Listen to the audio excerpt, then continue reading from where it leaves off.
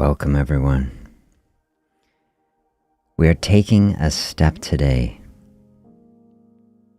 a small step forward in learning to trust ourselves a little bit deeper level today. One step down a path of finding a little bit more inner peace. And are these the same thing? Trusting ourselves. Think about an inner peace. Doesn't that feel like a stillness? Like the surface of this beautiful lake.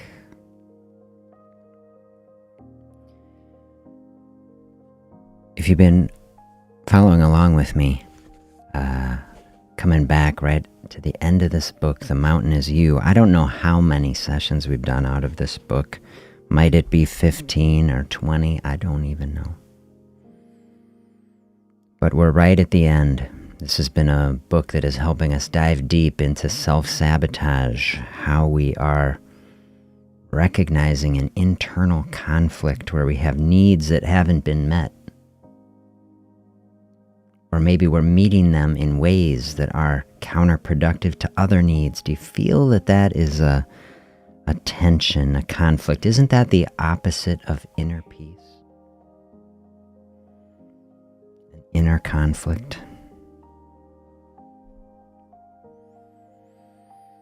Hey, if you're new coming through, this is a fasting-based lifestyle weight loss channel. I help people bring fasting concepts into their life, integrate it with every other good practice of health, beautiful movement in the body, healthy eating, giving us the nourishment that we need for body, mind, spirit. But it's a lot of mindset. Today we're diving deep into mindset. Sometimes, if you're new, go check out Science Deep Dives with Dr. Z. Do some deep thinking and talks. Bring some of that flavor. Check out some of the other playlists, like the playlist for this book. Walk through it with us and get up to speed. That's a lot of mindset, because we can do sessions. I've got so many I want to do. Dig through papers and learning, a lot of fasting channels give you stuff like that. But what is the mindset that can help you to actually do it, Because that is where the rubber meets the road, isn't it? One thing to know a thing, another to do a thing. One thing to hear about a thing, another to be it. And to me, in a health space, the thing that is the most important to me, it is a way of being. We are healthy, we be healthy. And to really fundamentally change, you see, if we're trying to lose weight, if we're trying to solve a metabolic problem, like that's getting way down into our identity. Who am I? What is my way of being in the world? If I could bring any way of being to myself, that's why I put this beautiful lake. This would be a way of being, stillness, inner peace. Listen to what Brianna Wiest has to say as we're heading toward the conclusion of this series. This is out of a section, Learning to Trust Yourself Again. If we even just reflect on that for a minute. Have you had a season? We can probably even think of two sides of it. Have you had a season where you didn't trust yourself and then regretted it? Where you had a feeling you knew something was the right path and you didn't take it?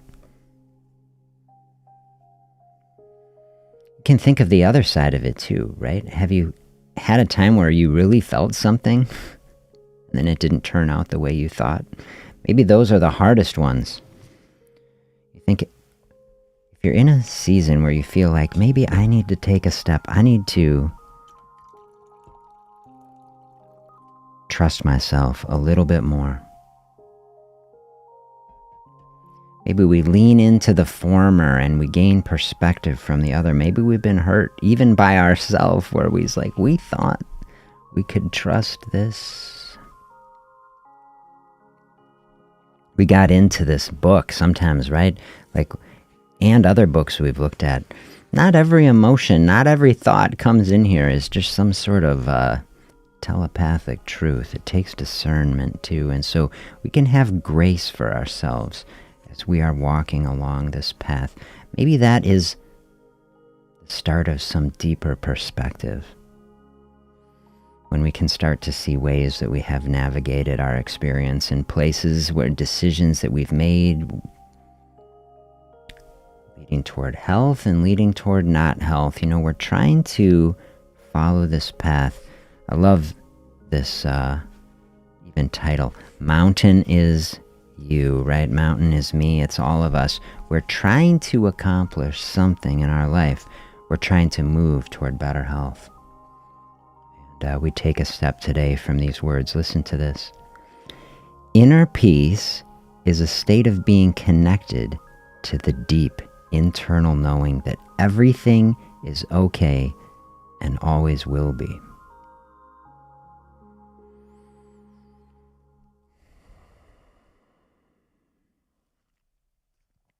Even if it's not, perhaps, that's what I read. When I read it, I was like, what if it's not, I've been through some difficult stretches recently with personal illness, the death of a friend. I say this is not okay. And so it can be hard to read a sentence like that.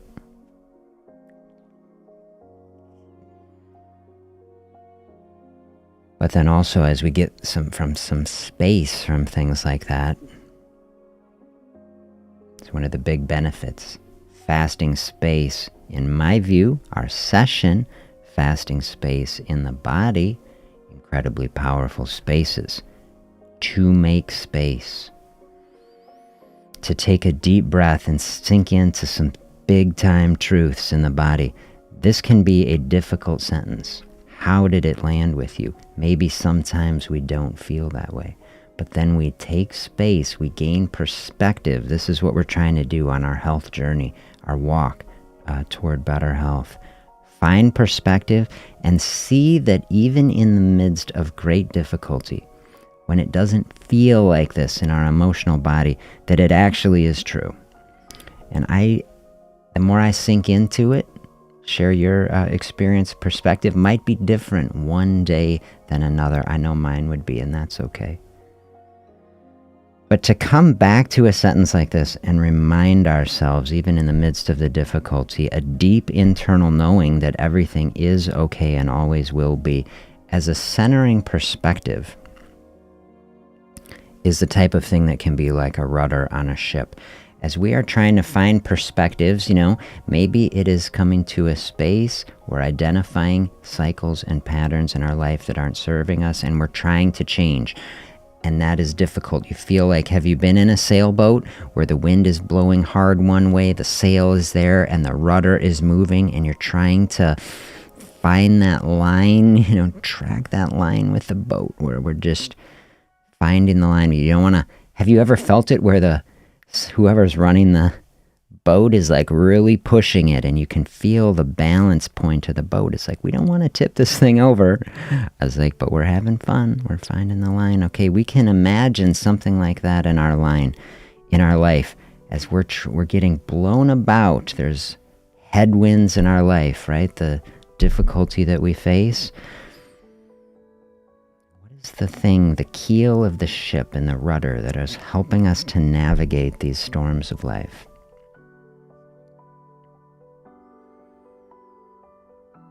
To me, we've gotten a phrase like this. This is present in many different perspectives. But I just like the simple way she phrases it here. A deep internal knowing that everything is okay. Sometimes we just need to tell ourselves that. I'm telling myself that right now. The concept of finding inner peace has been part of spiritual and metaphysical practices for centuries. I would say millennia. Hasn't it been like a big pursuit of people as long as there's even recorded history? People are writing about this.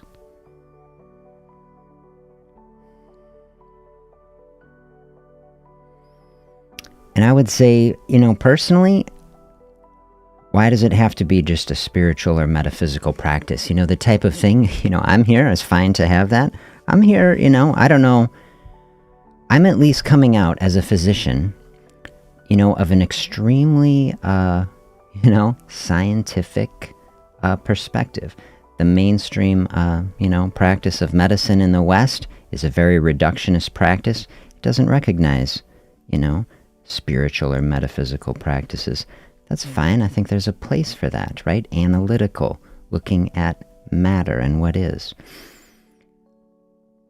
But isn't a sense of inner peace something that we need within a Western medical perspective? Isn't the type of thing that can bring health and healing to the body? Isn't that a big part of being a human being? And isn't that even something I'm sure that could be studied scientifically? Isn't it something that has analytical value, actually? And then it has that, and we can bring in every other type of human experience to it. And here's the reason. Look at this quote. I want to share this quote with you today. Albert Camus. In the midst of winter, meaning a season of our life as much as an actual winter, I found there was within me an invincible summer.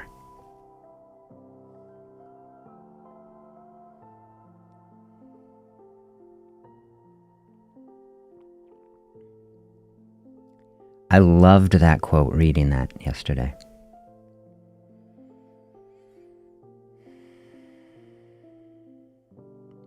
Inner peace, as a concept, I think could sound kind of soft, kind of like going to a spa and relaxing, or having some meditation session where it's like, but like, to me, this word invincible is so powerful, right? And to me, does this capture inner peace in a way that is so much stronger than I've thought of it before? This is bringing in, a brutal winter, very cold and frigid, a difficult season, thinking about the struggles that we have, and finding in that space the invincible summer. That's a type of peace that is powerful, that is not just some superficial level thing that is like, we're just feeling good. I know we have an invincible summer. You can't shut it down.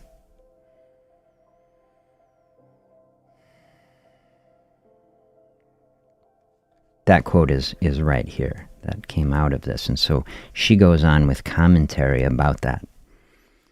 This quote sums up the entirety of what inner peace really is. The understanding that no matter what is happening around you, that there is a place of total knowing and calmness within you.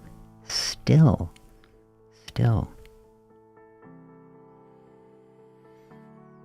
Not only are you capable of returning to that place when you need to, but it is possible to live your entire life from that place.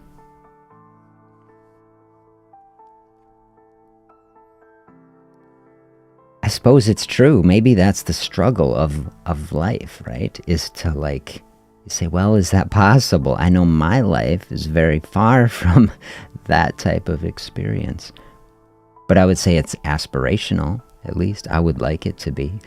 Wouldn't you like it to be?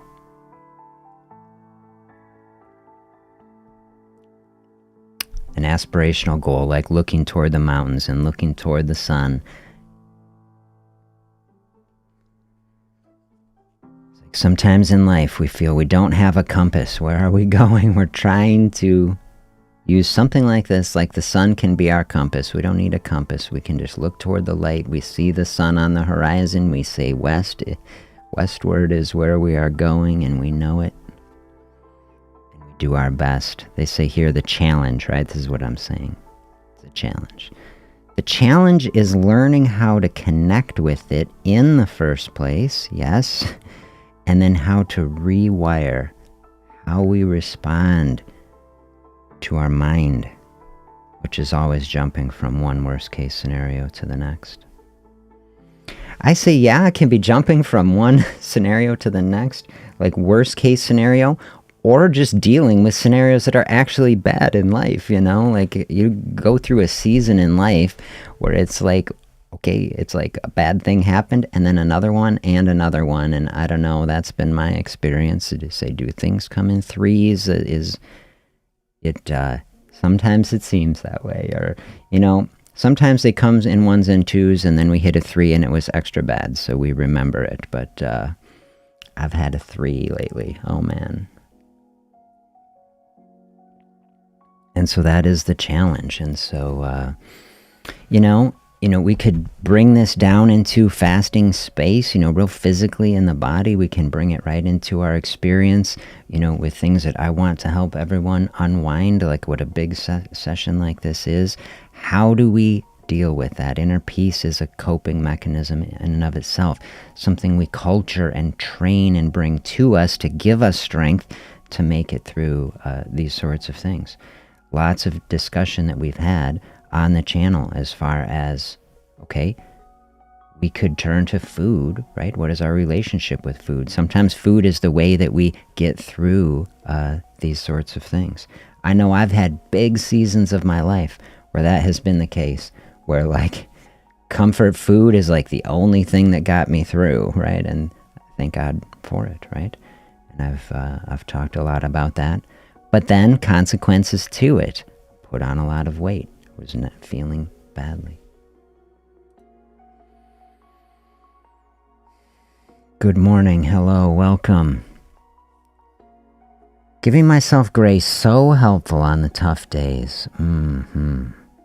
New thinking for me this year.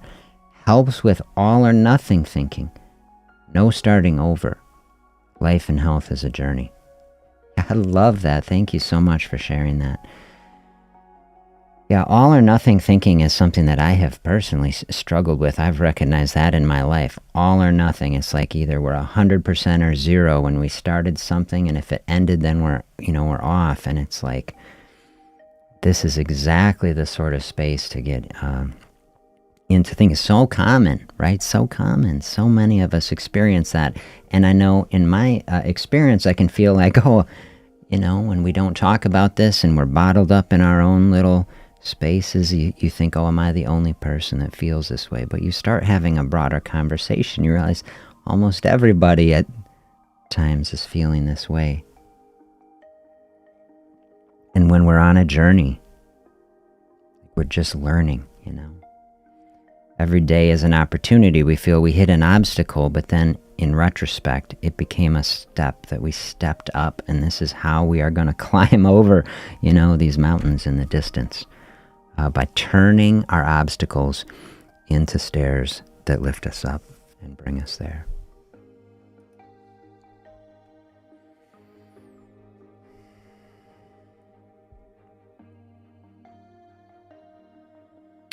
She asks, you know, when people are referencing knowing something deep down, they might say something like, oh, I'm worried, but deep down, I know it's going to be okay.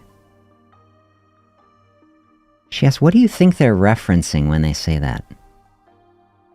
Have you ever said that? Deep down, I know it's okay. Have you ever said that? When she started this section, a deep internal knowing that everything is always okay, that everything is okay and always will be, right? And we think, oh, it sounds a little pie in the sky sometime. Is that really true? But have you said this? I'm a little angry at this person, but deep down I know that it's going to be okay. She says, where is that deep down? And what is that? You know?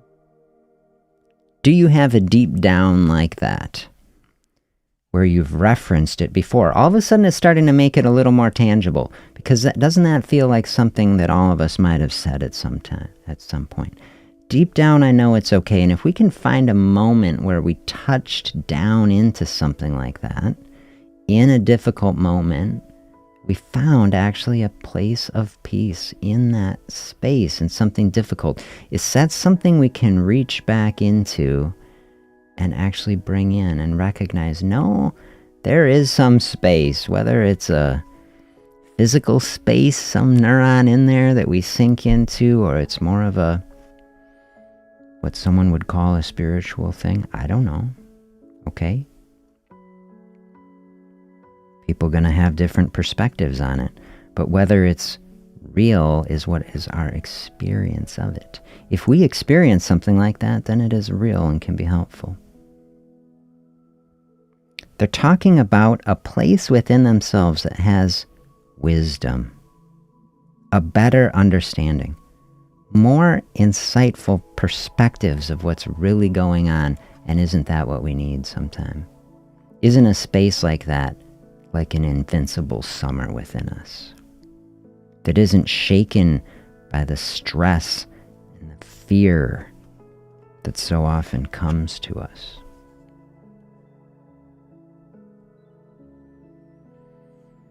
She says so much of finding inner peace is being able to get to that place where we can say that.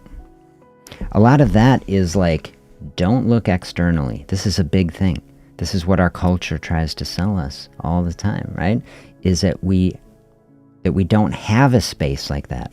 There isn't a space of peace and contentment that we can turn to. You got to turn to other things.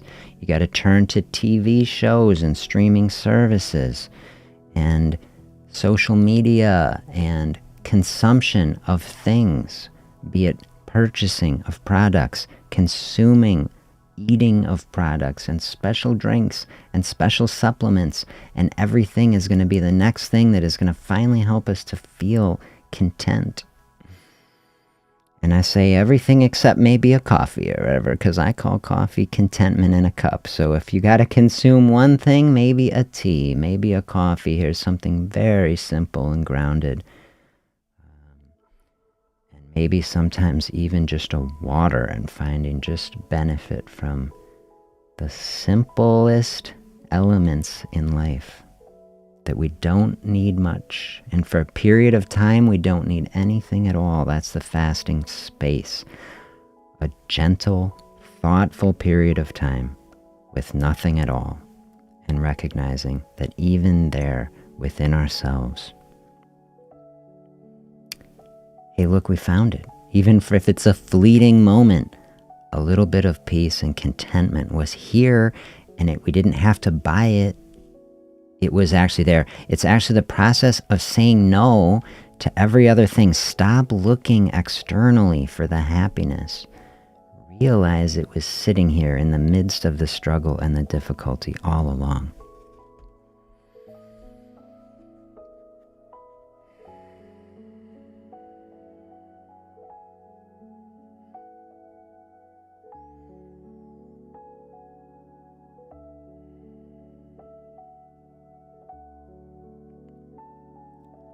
Here's how they head toward the end of this section. There's another metaphor in meditation in which calmness is compared to a lake or a large body of water. That's why I brought us here to this serene, reflective scene. Your thoughts and actions are like stones thrown into the water. They're creating the ripples. Right? We could throw a big stone in here and just break up the mirror, and it would be the chaos. All right, our thoughts and our actions are like stones into the water, creating ripples. The point of a meditation is to make yourself quiet enough so the water comes back to its natural stillness. Look, imagine we're doing it right now. We throw the rock in, but then we don't throw any more rocks in. the water going to settle back out on its own. You don't have to force it. You can't force the water to be still. It will bring itself naturally back. Our thoughts are like this. This is what she's saying.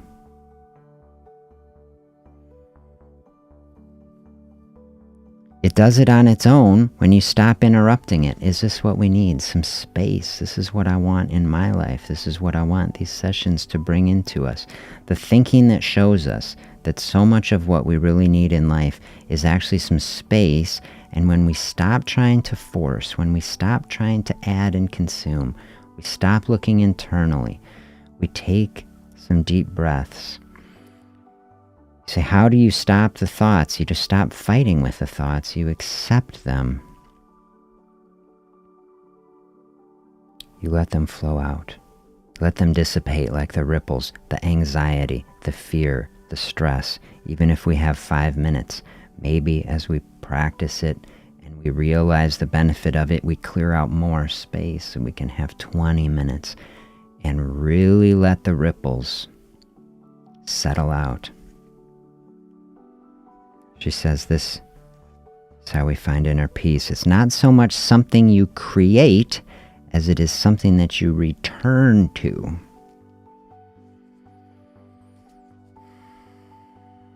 Let's return to it. That's what I say. It's there right now, presumably, right? But we need the space to let it return. We return to it. It returns. It is here.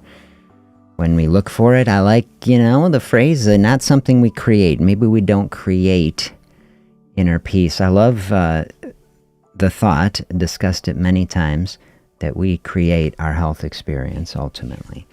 That we at least have a large role in shaping it through the decisions that we make, and that this is part of what this experience of life is, that we are creating it, the experience that we have. Not 100%, right? We get dealt different cards, like everything's going along, and then it's like, what is that game? Like Uno? You play Uno, all of a sudden you get to draw 4. Like, oh, I was just playing out my cards, draw 4, and now it's like we're going backwards, right? Whatever card game we are playing, got to play the hand that we're dealt, play the cards as they come to us. But within the hand that we have the opportunity to decide, how are we going to navigate this? And these decisions matter. It's important.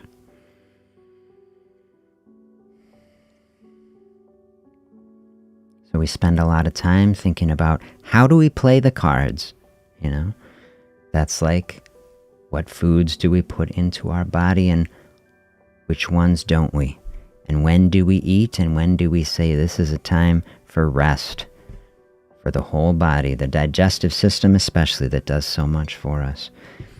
So we can take that creative side to it, and then we realize anytime we feel like pressure from it,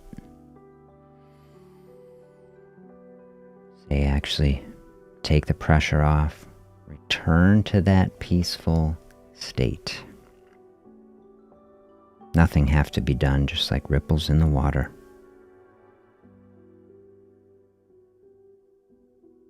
Let it settle out. And realize, no matter what is happening out here, everything going to be okay. That's where we started, and we'll bring it home with that. Finding a space, deep, meaningful, centered, grounded space, in a place of knowing that in the midst of the storm you can find a space like this. Peaceful, seen, where even for a few moments, let the stress dissipate.